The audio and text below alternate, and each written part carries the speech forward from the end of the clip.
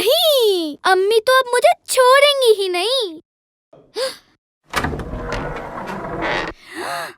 ओहो, अरे टिम्मू, ये तुमने क्या कदम मचाया हुआ है? ओह शुक्र बबली सिर्फ तुम हो।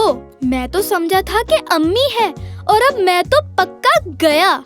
अब इससे पहले अम्मी आए, प्लीज मेरी हेल्प कर दो बबली। मुझे तो बस समोसे बनाने थे और ये सब हो गया। अब अम्मी को क्या बताऊंगा?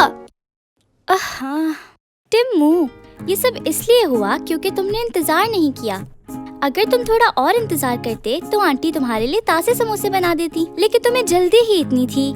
सब्र का फल हमेशा मीठा होता है। चलो आओ, मैं सफाई करवाती हूँ, फिर हम इफ्तार का वेट करेंगे।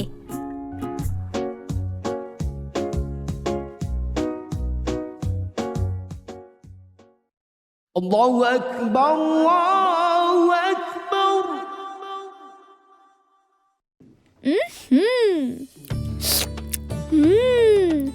यमी। सब्र का फल मीठा होता है ना?